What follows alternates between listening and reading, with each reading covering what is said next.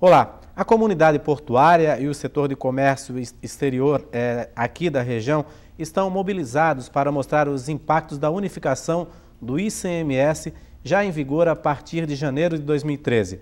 O que muda? Quais os prejuízos? Por isso, nós convidamos aqui para o painel Univale de hoje o Rogério Marim, que é o presidente do Sindicato das Empresas de Comércio Exterior de Santa Catarina. Obrigado por aceitar a nossa visita. O que na realidade é a unificação aí do ICMS, que está sendo tão debatido, inclusive na semana passada houve uma comitiva que foi a São Paulo debater sobre esse assunto, uma comitiva aqui da região, Rogério. Bom dia, Almeri, bom dia, ouvintes ou telespectadores. Para mim é um prazer estar aqui conversando com você sobre esse assunto. Eu que agradeço o convite. Há muito desconhecimento sobre esse assunto da comunidade empresarial e inclusive do cidadão comum também. Eu tenho um grande amigo aqui de Itajaí, por muito tempo foi presidente da Associação Intersindical Patronal aqui de Itajaí, o Ademar Avi, e ele tem um ditado. O ditado dele é o seguinte: empresário não paga imposto, empresário recolhe imposto. Quem paga imposto é sempre o consumidor, é sempre o cidadão. Todo imposto vai de uma maneira ou de outra parar no bolso do cidadão. Essa unificação que se tem discutido muito aqui tem um potencial muito grande para alterar os negócios na área de comércio exterior em Santa Catarina.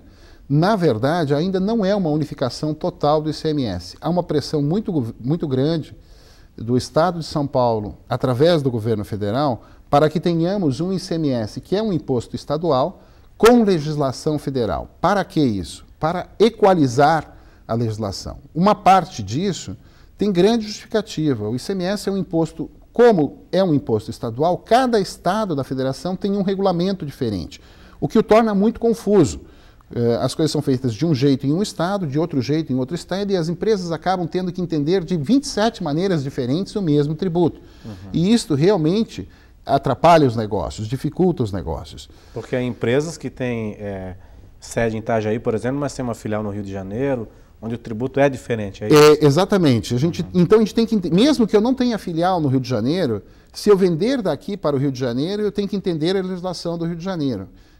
Uma coisa que vem ganhando muito corpo nos últimos anos é uma questão chamada substituição tributária, em que a gente tem que antecipar como empresário as etapas seguintes de tributação do imposto. E aí nós temos que entender se esse produto naquele estado tem substituição tributária, com que alíquota, com que valor agregado, se tem que haver recolhimento, se há convênio entre os estados, se não há.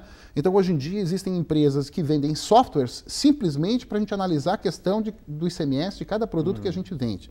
E isso dá um trabalho muito grande dentro da empresa. Então, por esse sentido... Além da negociação, de vender, dá um trabalho sim, enorme. Inclusive explicar para o cliente por que ele está recebendo com aquela alíquota e não com outra. E há muita discussão no mercado também sobre isso. Então, sobre essa ótica, a unificação da legislação é muito conveniente, sobre uma ótica econômica de negócios. No entanto, não é esse, apesar de ser esse o motivo declarado, não é esse o principal motivador dessa tentativa de unificação. O principal motivador dessa tentativa de unificação é de acabar com o poder de negociação dos pequenos estados. Os grandes estados, economicamente, têm muito poder econômico e não querem que esse poder mude. Nós estamos vivendo aqui uma guerra de poder econômico. Então, eles não querem que essa situação seja alterada, eles querem continuar retendo a maior parte da economia do país.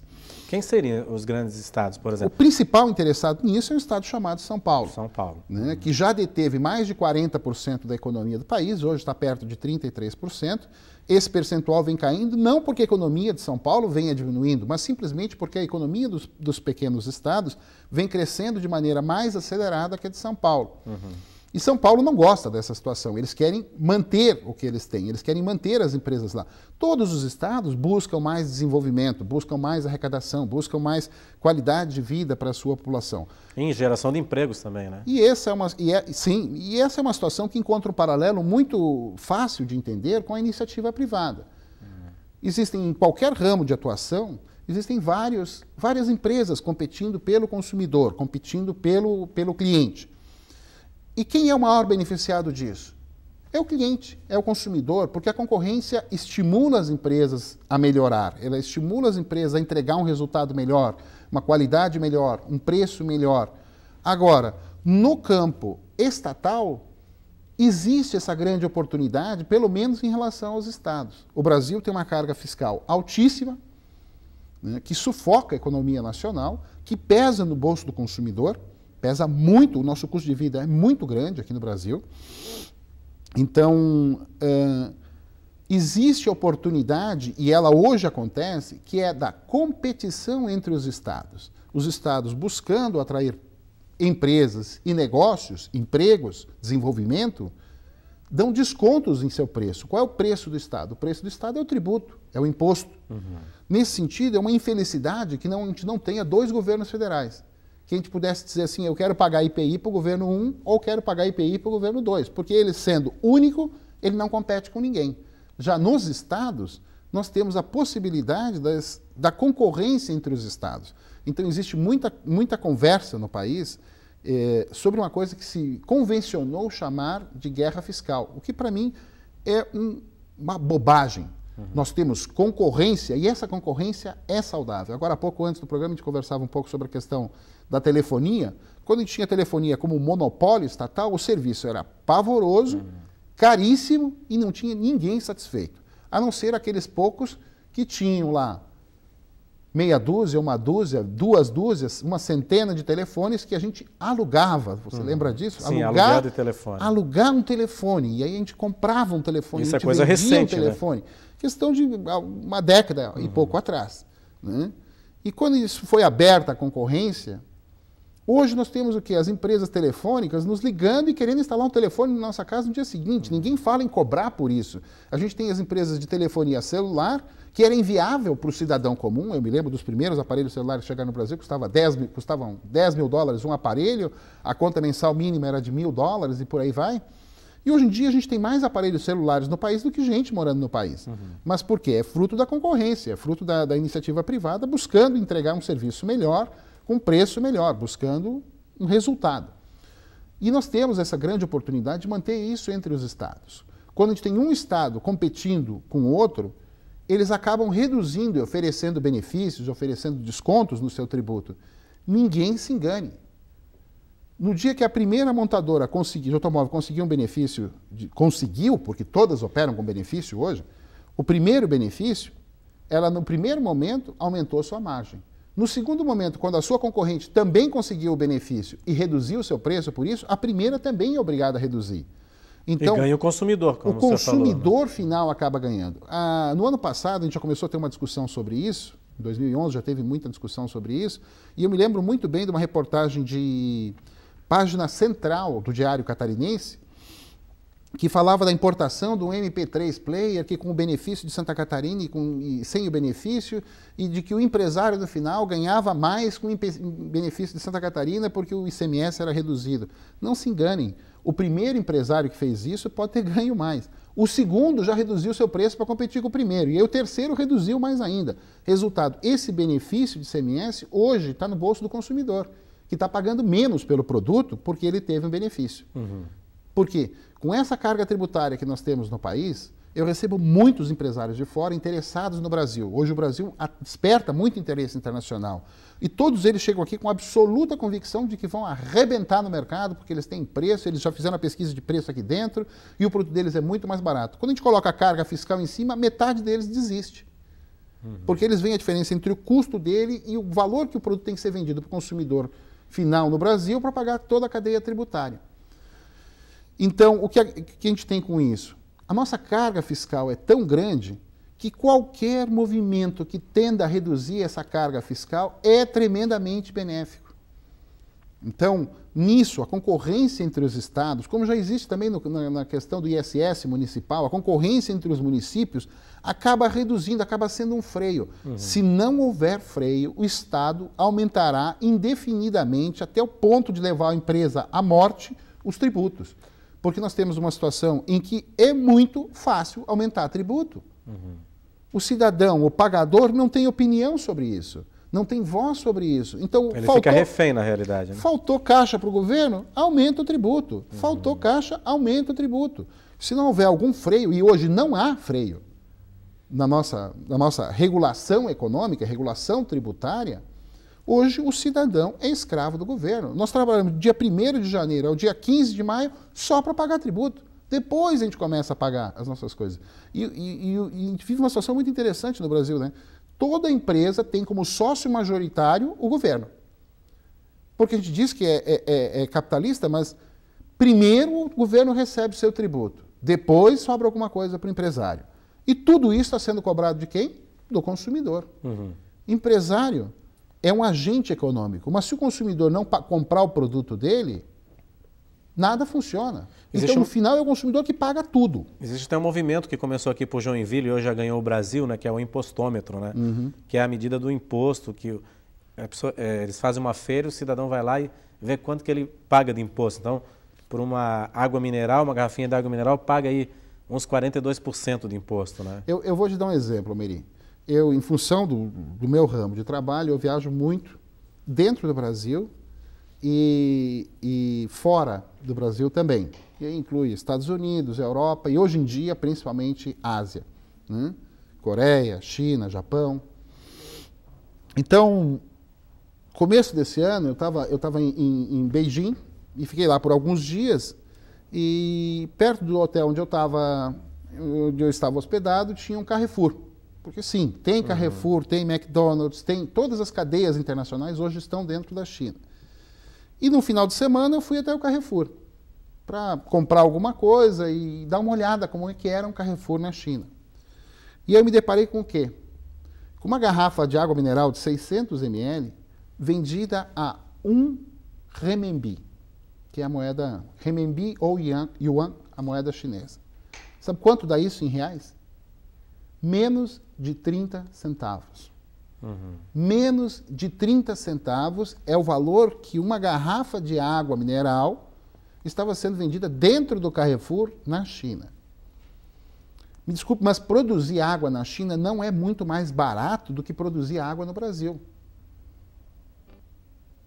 A grande diferença entre China e Brasil se chama tributo. Não é mão de obra escrava. A gente ouve muita bobagem falada também sobre a China aqui. Quando a gente vai para a China, muita gente que fala sobre a China nunca foi à China. Nunca foi lá em primeira mão ver a China. Em primeiro lugar, a China está instalando uma infraestrutura no país que é absolutamente de primeiro mundo, onde eles já mexeram bem.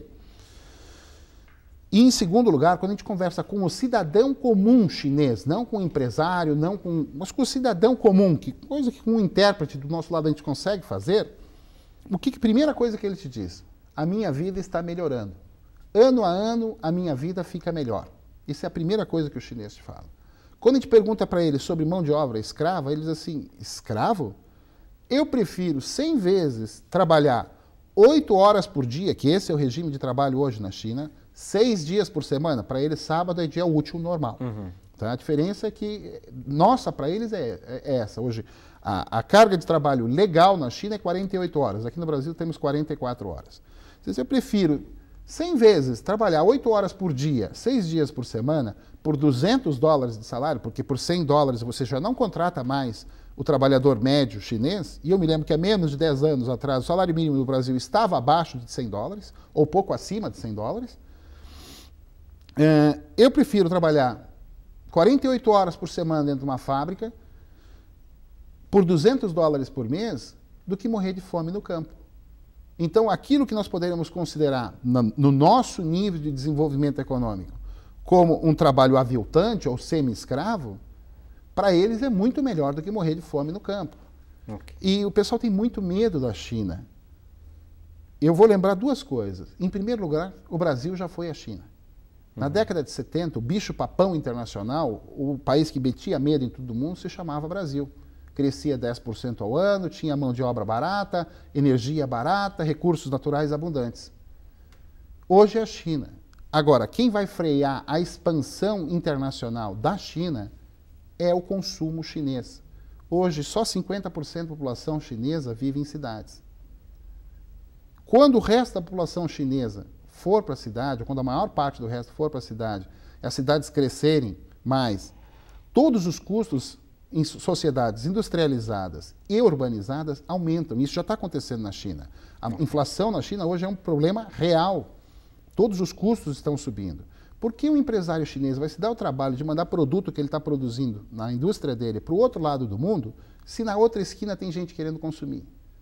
O mundo não vai dar conta de enviar matéria-prima suficiente para dar conta do consumo chinês. O próprio consumo chinês elevará os preços na China, elevará os custos na China e diminuirá a capacidade de concorrência da China.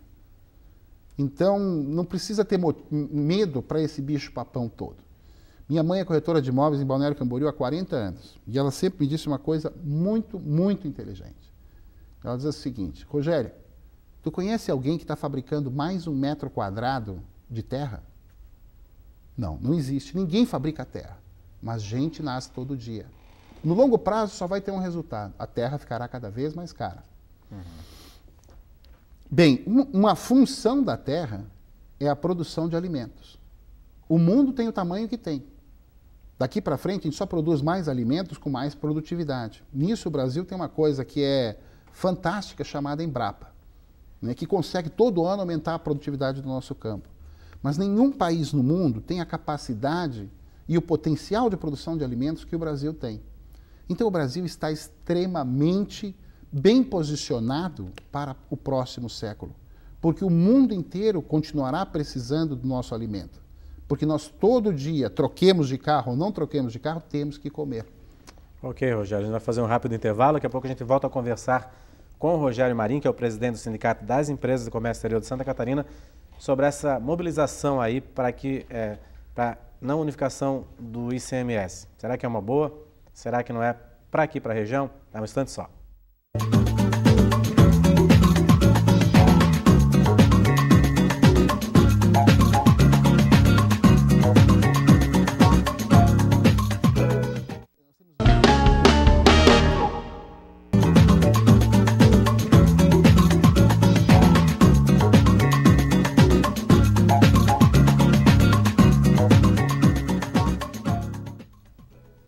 Oi, o Painel Univale está de volta. O nosso assunto hoje é a unificação do ICMS, assunto bastante debatido aqui no setor de comércio exterior da região. Estou conversando aqui no estúdio com o Rogério Marim, que é o presidente do Sindicato das Empresas de Comércio Exterior de Santa Catarina, sobre os reflexos que isso pode trazer aí para o comércio exterior da região.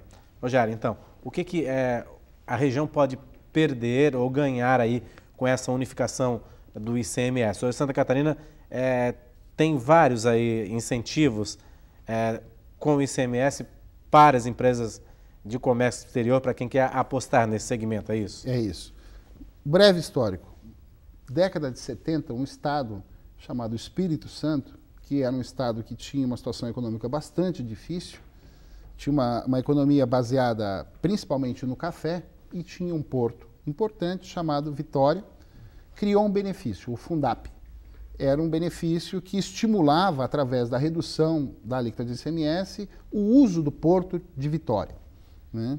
Por quase 30 anos, esse estado foi o único a operar dessa forma. No final dos anos 90, princípio dos anos 2000, vários outros estados acordaram para essa situação dos portos, da logística internacional, e começaram a, entre aspas, copiar esse benefício, com formatos muito diferentes. Hoje, inclusive, estados que não têm portos têm benefícios para isso. Então, posso citar aqui, assim, rapidamente, Santa Catarina, Goiás, Mato Grosso do Sul, Brasília, Alagoas, Pernambuco, o próprio Espírito Santo. Todos esses estados têm alguma política de incentivo à importação utilizando a sua infraestrutura logística. Até mesmo os estados que não têm portos, né? Então isso passou a ser chamado recentemente de guerra dos portos, uma evolução do que antigamente já se chamava ou mais anteriormente já se chamava de guerra fiscal. Na minha opinião, ambas as expressões muito erradas. O que nós estamos tendo aqui é concorrência, que é benéfica para o contribuinte e benéfica para o consumidor, porque limita o apetite tributário do Estado. De qualquer forma, isso vinha acontecendo e ainda acontece dentro do âmbito da Constituição de 88, que no caso dos estados do centro-sul do país, tem uma alíquota, determina uma alíquota interestadual de ICMS de 12%. Na prática, isso se reflete como? 12% do ICMS ficam com o estado de origem da mercadoria, ou no caso do importado, com o estado que internou essa mercadoria no país, e a diferença entre os 12 e os 17 ou 18, depende de cada estado, a alíquota, ficam no estado de destino. O que se propôs desde o ano passado, desde 2010, na verdade, porque essa proposta é de 2010, e só esse ano foi votada pelo Congresso, o que se propôs foi que essa alíquota, no caso exclusivo de produtos importados, seja reduzida de 12% para 4%. Na prática, isso age como um limitador do benefício máximo que o Estado, por onde a mercadoria entrou, consegue conceder. Se a alíquota interestadual é de 4%, não há como haver um benefício maior do que 4%. E hoje esse teto é de 12%. Na prática, hoje a gente tem esses estados que têm essa política de incentivo, cobrando entre 13% e 4% e concedendo diferença como benefício, diferença para 12%. A partir do ano que vem, isso vai eliminar os benefícios? Não, não vai eliminar os benefícios, mas vai reduzir o impacto deles. Porque com uma alíquota interestadual de 4%, muitos negócios que antes eram fomentados por um benefício de 8 pontos percentuais não tem como ser sustentados por um benefício de 3, porque o Estado continua precisando arrecadar alguma coisa. A tendência dos principais estados que operam nesse segmento é cobrar alguma coisa como 1,2%, 1,1%, 1%, 1,4%. A tendência de Santa Catarina é chegar numa alíquota de 1,4%. Essa é a manifestação que o Estado já externou aqui. Mas diminuiria a arrecadação. Diminui tanto a arrecadação quanto o volume de negócios, porque muitos negócios que antes ocorriam embaixo de uma alíquota de 12%, com benefício de 8%, já não cabem mais dentro, já não tem mais lógica econômica dentro de uma alíquota de 4%, com um recolhimento de 1%. Né? Os grandes agentes, vamos dizer assim, do desenvolvimento desse tipo de negócio em Santa Catarina foram justamente as tradings.